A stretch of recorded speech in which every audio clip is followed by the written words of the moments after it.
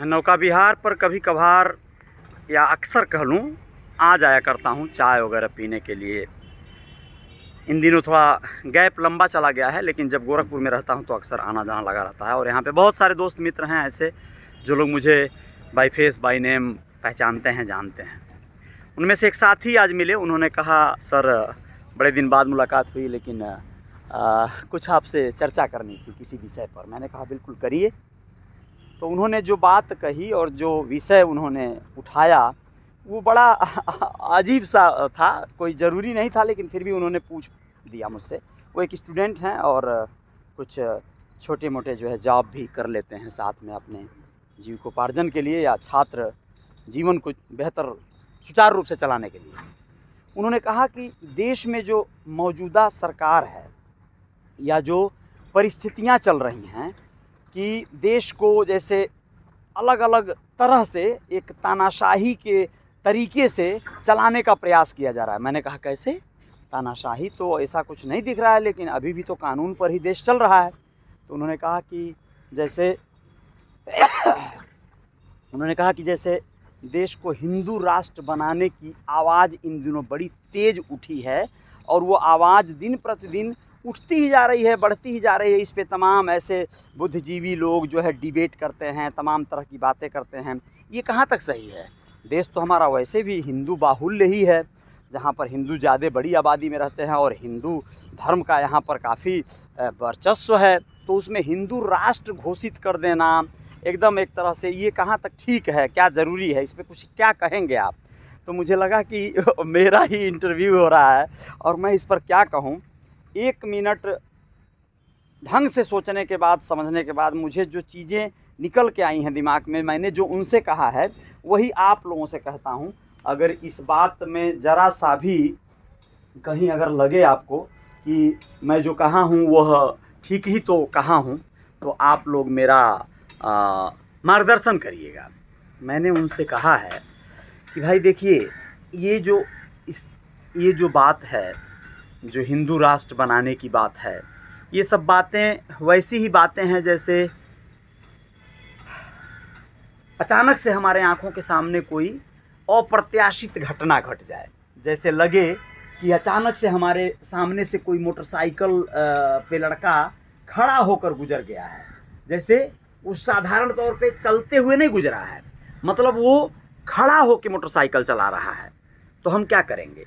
सोच कर देखिए, चौंक कर हम लोग उसकी तरफ देखने लगेंगे, हम लोग उस पर आकर्षित हो जाएंगे ना। ये मैंने उनसे कहा। उन्होंने कहा हाँ ये तो होगा। हमने कहा कि जब ये होगा तो ये वैसा ही शगुफा है, पॉलिटिकल स्टंट कह सकते हैं।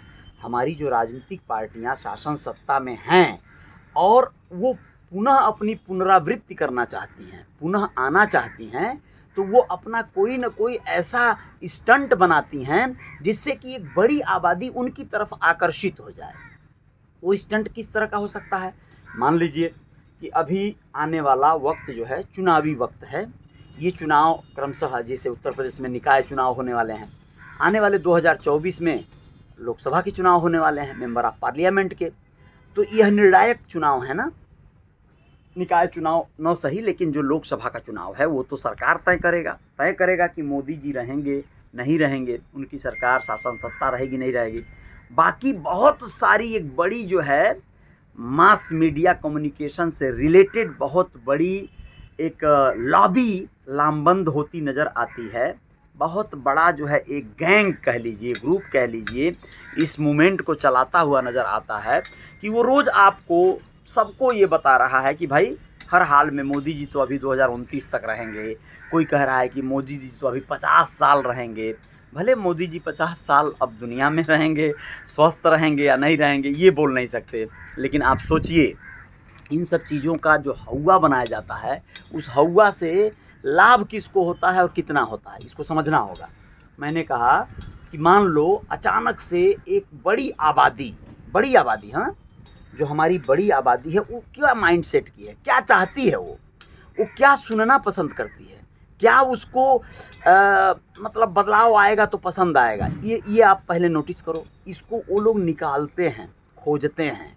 तो मैंने कहा कि जैसे देखो अडानी हैं, वो जैन धर्म से आते हैं, बहुत छोटी सी कम्युनिटी है उनकी। इस देश में 0.3% आबादी शायद जैन धर्म की है, यानी बहुत छोटी, यानी बहुत माइनॉरिटी में वो आते हैं, ठीक है ना।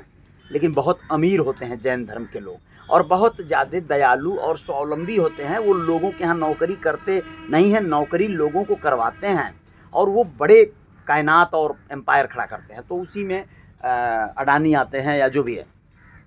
अब मैं आपको बताना चाहता हूँ कि अडानी का एक वोट, अंबानी का एक वोट, जो वोट देंगे लोग, एक ही वोट काउंट होगा ना। सेम वही कोई ठेला चलाने वाला, कोई मजदूर है, वो भी एक वोट देगा तो उसका एक ही वोट काउंट होगा।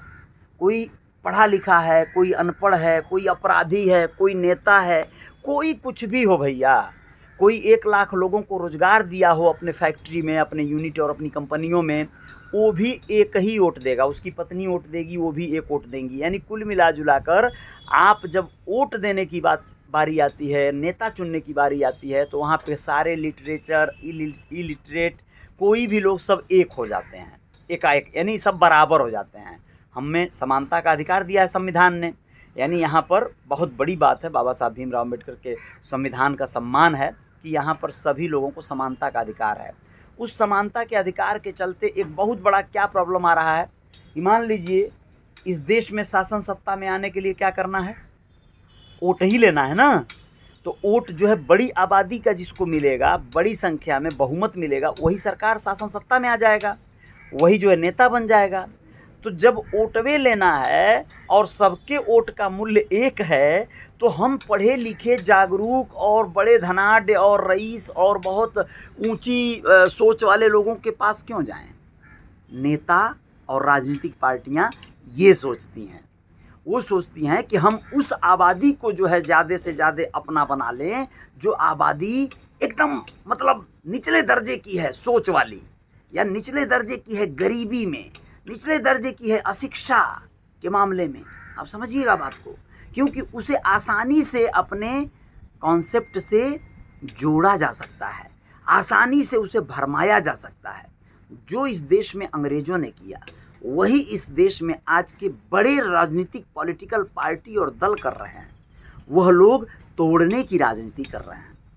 इस देश में जहाँ पर समानता का और अनेकता में एकता का सिद्धांत वाले देश और संविधान में जहाँ पर हम लोग जीवित हैं, हम लोग अलग अलग धर्मों और अलग अलग जातियों में बटे होने के बावजूद भी कहीं एक होते नज़र आते हैं, वहाँ पर इस तरह के सगुफे छोड़ना, किसी धर्म को किसी धर्म के खिलाफ बरगलाना, ये बहुत बड़ा खतरे का निशानी है। आज के लिए नहीं, भविष्य के लिए। क्योंकि आज तो लोग डरे हुए हैं, आज तो लोग सहमे हुए हैं कि भैया कुछ भी मत बोलो सरकार के खिलाफ, जेल हो जाएगी, किसी मामले में फंसा दिए जाओगे, कहीं लपेट दिए जाओगे, कहीं भी पुलिस तुमको उठा लेगी, टॉर्चर कर दिए जाओगे, तुम बर्बाद हो जाओगे। सब सही है। बड़े बड़े नेता नहीं बच रहे हैं, जिनके पास पावर है, जिनके पास अपने लोग हैं, बड़ी आबादी उनके पीछे खड़ी है, बड़े बड़े मतलब ऐसे अपने आप को दिग्गज समझने वाले लोग नहीं बच रहे हैं। तो आम लोगों का क्या होगा? अगर आम लोग, जो सामान्य लोग हैं, वो लोग अगर आवाज़ उठाएंगे तो उनके ऊपर न जाने कितनी धाराएं, कौन कौन से मामले और कौन कौन से एक्ट लगा दिए जाएं। तो हो क्या रहा है कि यह लोग धर्म के नाम पर या किसी भी इस तरह के नाम पर अपने डायरेक्ट नहीं बोल रहे हैं कि हिंदू राष्ट्र बनाना है, नहीं, वह अपने दूसरे जो है वाया अपने लोगों से बुलवा रहे हैं। उन लोगों को बैकअप दिया जा रहा है, सपोर्ट दिया जा रहा है कि तुम इस विषय पे बोलो, हम तुम्हारे को सुरक्षा देंगे, तुमको हम सहयोग देंगे, तुम इस पर बोलो, तुम नेता भी बन जाओगे, तुम कुछ लोगों का फैन बन तुम कुछ लोगों का आइडल बन जाओगे। तो वह लोग बिंदास होकर इस विषयों पे बोल रहे हैं। किन विषयों पे? कि भैया हिंदू राष्ट्र बनना चाहिए, हिंदू राष्ट्र बनना चाहिए, हिंदू राष्ट्र बनना चाहिए। ये बात बोलना और इस पर अमल करना, ये कितना ज़्यादा मतलब, अब सोचिए कोई सरकार का जिम्मेदार व्यक्ति, जो अथराइज्ड पर्सन है, जो नेता है, पद पे है, वो इसके खिलाफ कोई खंडन नहीं कर रहा है। इस वक्तव्य जो लोग भी दे रहे हैं, उनके खिलाफ कोई बोल रहा है क्या? बड़ा नेता कोई आके कह रहा है नहीं ये गलत बात है, फालतू बकवास नहीं होनी चाहिए, ये सब जो बकवास करने वाले जो हैं चूतियाँ हैं, उन लोगों के खिलाफ कार्रवाई की जाएगी, ऐसा कोई बोल रहा है क्या? मोदी जी, योगी जी, कोई भी जी हो भाई, कोई भी लोग नहीं बोल रहा है भाई। ये लोग उन लोगों को न बोलकर ही बल दे रहे हैं। कुछ नहीं बोल रही है सरकार ऐसे लोगों के खिलाफ, तो क्या कर रही है, हिंदुत्व के नाम पर राजनीति करने वाली पार्टियां यह जता रही हैं कि भैया हम ये जो आवाज़ उठ रही है ये सही है, तुम हमें रिपीट करो, हमें बार बार शासन सत्ता में लाओ, हम ये काम कर देंगे तुम्हारे हित में। अब यहाँ पर जो बड़ी आबादी है वो नॉन लिटरेट, मतलब ऐसे लोग हैं जो लोग बहुत ज़्यादा अशिक्षित हैं, बहुत ज़्यादा अजीब तरह के माइंड सेट वाले हैं। उनको लग रहा है कि ये जो आबादी है एक ऐसी अल्पसंख्यक आबादी जिसे हर हाल में यहाँ पर आवाज़ उठाना छोड़ो, सर उठाने की आज़ादी नहीं होनी चाहिए, उसको जो है दबा रहना चाहिए। तो वह लोग जो है इस बात को बहुत ज़्यादा प्राथमिकता दे रहे हैं। वो लोग बोल रहे हैं कि हाँ बिल्कुल हिंदू राष्ट्र बनना चाहिए, एकदम क्यों नहीं बनना चाहिए, हमारा हिंदुस्तान हमारा हिंदू देश है, हमारी आबादी अधिक है तो हमारा बनना चाहिए। अरे यार बनना क्या चाहिए, ऑलरेडी है भाई। कहाँ यहाँ पर मंदिरों में पूजा करने से मनाही कोई कर रहा है, कहाँ यहाँ पर राम मंदिर नहीं बन पाया, कहाँ यहाँ पर, मतलब हिंदू राष्ट्र की भावना को देखते हुए ही तो ये सब न्याय और निर्णय आए कि यहाँ पर बड़ी आबादी अगर दंगा फसाद, देखो कब हो जाएंगे, जैसे मान लो आने वाले वक्त में जब पानी सर के ऊपर से गुजरने लगता है, जब आप किसी को अंग्रेज़ों के खिलाफ बगावत क्यों शुरू हुई, जब लोगों को लगने लगा कि यार ये तो हद हो गई, हमारा ही देश हम ही सताए जा रहे हैं भाई, हमारा ही देश हमें मारा जा रहा है भाई, हमारे ऊपर हुक्म किया जा रहा है भाई, तो कुछ लोग जागरूक करना शुरू किए तो बहुत बड़ी आबादी लामबंद हो गई। वैसा ही स्थिति न हो जाए इस देश में आने वाले वक्त में गृह युद्ध, और जो हम लोग आतंकवादी ढूंढते हैं सीमाओं के बाहर, पाकिस्तान के ही व्यक्ति को हम लोग आतंकवादी समझते हैं ज़्यादातर, हमारे देश में उनके ही द्वारा बरगलाए गए लोग कभी कभी आतंकवाद में लिप्त पाए जाते हैं। कहीं ऐसा न हो कि आने वाले वक्त में इसी देश से, इसी घर घर से निकल के आतंकवादी पैदा होने लगें और वो ऐसे लोगों को निशाना बनाने लगें जो लोग आज हिंदुत्व की बात कर रहे हैं। अभी 10 लोगों के ऊपर इस तरह का कोई कुठाराघात हो जावे, आदमी या तो दो बातें होंगी, दंगा बड़ा भड़क जाएगा, बड़े विवाद हो जाएंगे, बहुत सारे लोगों की, निर्दोष लोगों की जानें चली जाएंगी, या फिर ये लोग सुधर जाएंगे जो लोग इस तरह की बकवासें कर रहे हैं, इस तरह की चीज़ें चला रहे हैं। मैं आप लोगों से कहना चाहता हूं कि आप लोग संयम बरतें, शांति बरतें और इस तरह की कोई भी बातें जो भड़काऊ हैं इन सब बातों से बचें, अन्यथा बहुत बड़ी प्रॉब्लम आने वाली है। आने वाले वक्त में सोच विचार कर आप लोग सही लोगों का चयन करें, सही लोगों को मतदान करें और सही निर्णय लें, क्योंकि आप कहाँ खतरे में हैं, और अगर आपको लगता है आप खतरे में हैं तो भाई जो निर्णय आपको सही लगता है वो लीजिए। लेकिन हमारे तरफ से हम यही कहेंगे कि अगर आप लोग इस व्यवस्था के खिलाफ अगर सही में कुछ करना चाहते हैं तो आप जिस कार्य को कर रहे हैं, आप स्टूडेंट हैं, आप व्यवसायी हैं, आप नौकरी पेशा हैं, तो आप अपनी ड्यूटी को ईमानदारी से और सही तरीके से निभाने का प्रयास करिए। शिक्षा लीजिए, आप आगे बढ़िए और शिक्षा लेकर आप सही मायने में अपने आप को पहले संबल दीजिए, मजबूत कीजिए, फिर आप इस तरह की जो मतलब रूढ़िवादी सोच है, इस तरह की जो दुर्भावनाएं हैं किसी के प्रति, उसको आप रोक पाएंगे। यानी कि आप चाहेंगे कि सिर्फ हम आवाज़ उठाएं, सोशल मीडिया पे बोल के हम आवाज़ उठाएं, कहीं आंदोलन करके, हम कुछ भी करके, तो उसमें आपको सरकार के बहुत से ऐसे प्राविधान हैं जिसका आपको सामना करना पड़ेगा और आप कर नहीं पाएंगे, टूट जाएंगे, परेशान हो जाएंगे। मैं खुद यह बात बोल रहा हूँ, यह बोलते हुए मुझे बड़ा असहज लग रहा है कि न जाने कौन सी बात किसको बुरी लग जाए और वो उस पर जो है विवाद खड़ा कर दे, फसाद खड़ा कर दे, और बेवजह बिना बात के हम कुछ अपनी अभिव्यक्ति की आज़ादी वाले पैटर्न पर ही कहीं ना कहीं लपेट लिए जाएं।